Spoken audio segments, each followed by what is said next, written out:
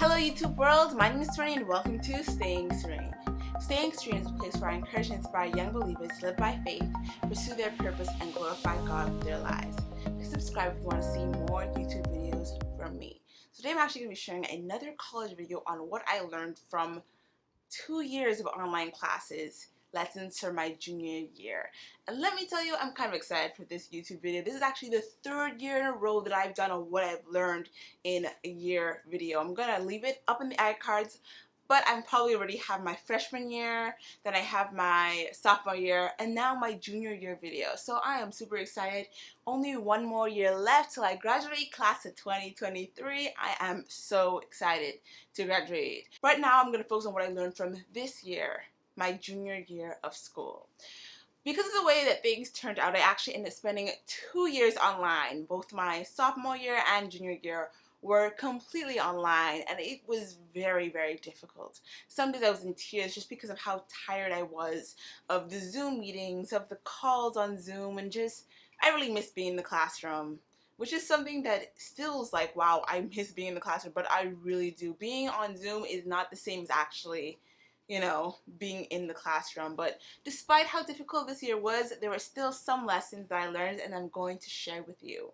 So the first thing that I learned is you have to accept when things don't go as planned.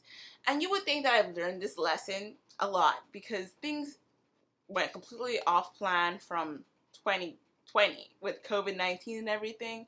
But I still had to come to the realization that things don't, oftentimes they don't go the way that you planned, and it can be very, very disappointing.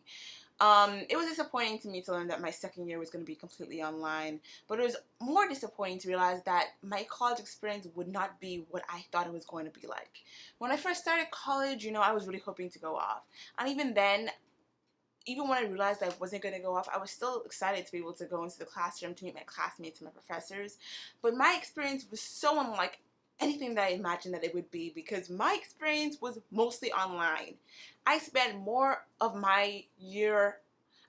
of my college years on the computer taking Zoom classes than I did in an actual classroom. And that was very disheartening and disappointing for me. I had to actually accept that, my plans have changed. This isn't the way that I wanted it to go, but I have to make the most of it. I can't just spend my year complaining or being sad that things didn't go the way that I wanted to. And I actually had to learn how to change that disappointment into, well, things didn't go the way that I wanted, but I'm going to make the most of it. And I'm going to be grateful that even though I'm not in the classroom, I can still get my work done. I can still, persevere, and I can still do well. And that's exactly what I did. So even though it was super difficult and disappointing how things changed, I learned that, that's kind of what life is, and you just got to make the most of it. You just still have to go ahead, even though it's hard, and even though it's not what you thought it would be like, and you got to make the most of it, and you just got to accept that this is the way things are. So that was one of the major lessons of this year. It's a good lesson to learn though. Number 2, discipline over motivation. I don't know about you, but when you're at home all day taking online classes, the easiest thing it is to not be motivated.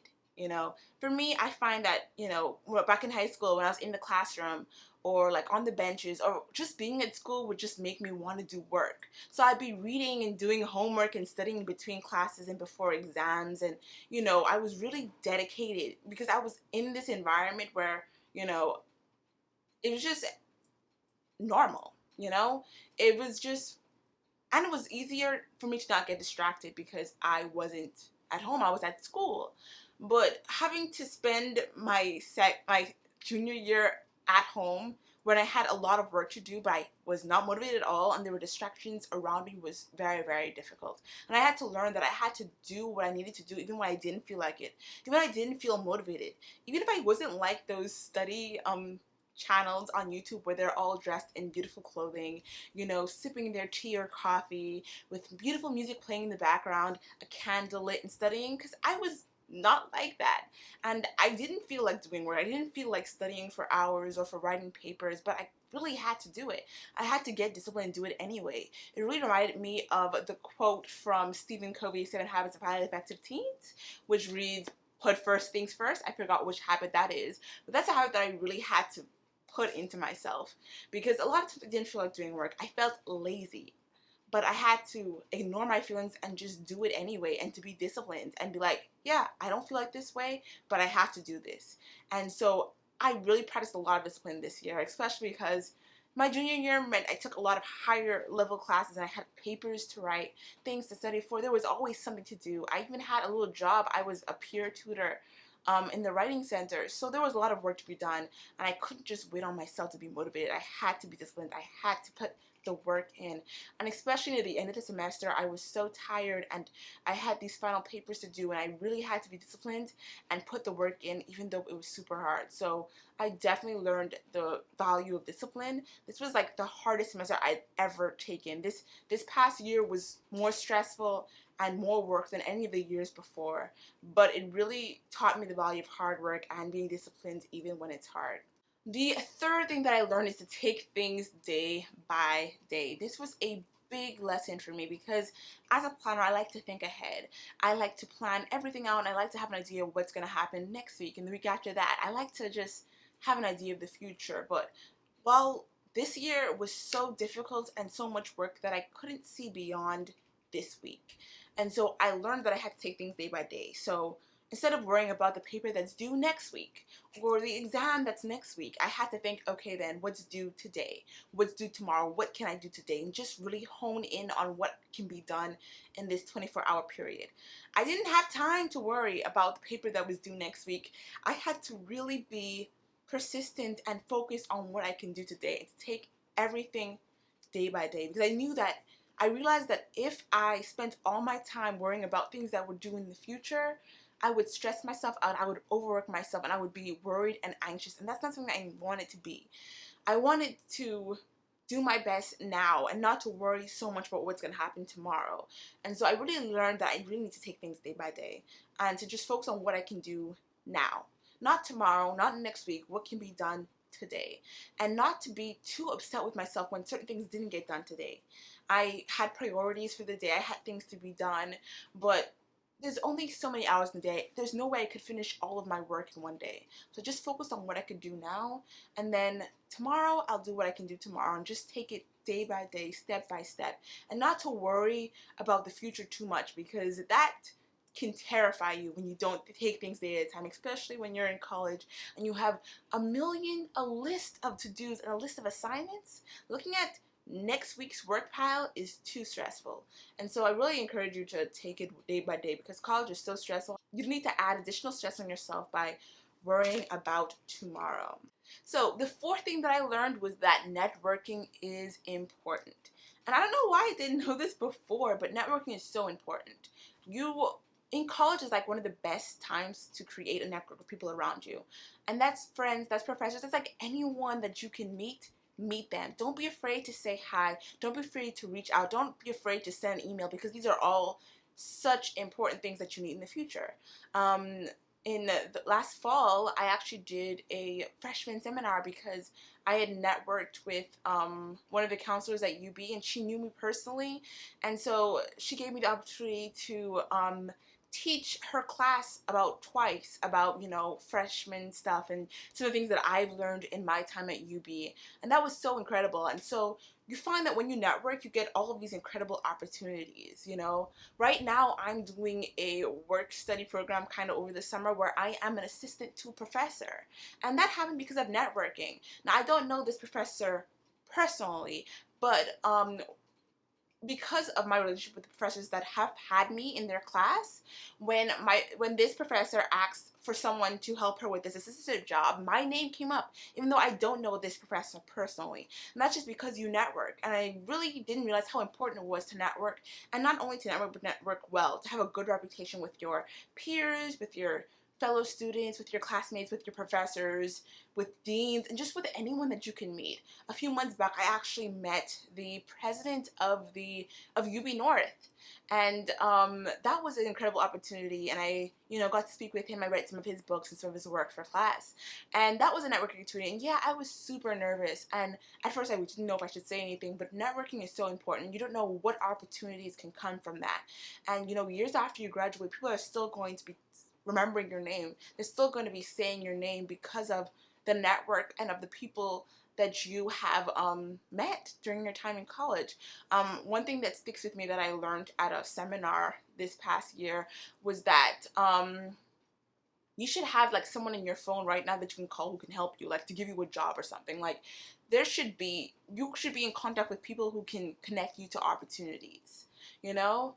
I mean, I think college is one of the biggest parts of that, and we neglect that. I can get my future job from someone, a college professor, or from a student who starts their own business in the future. Like, you have no idea what's going to happen in the future or what can happen now because you decide to network with the right people. So please don't waste any opportunity to network. If you're in a meeting with someone, if you pass them on the street or on the way to class, just take the time to network to that professor, to whomever you meet, because you never know what can come from that. And that was such a huge lesson that I learned, and it's still benefiting me to this day because, hey, I'm working for a professor who doesn't know me because of my network was able to get in contact with me, which is so incredible. You have no idea what rooms your name is being spoken in. You have no idea what could happen because of the network that you've built around you.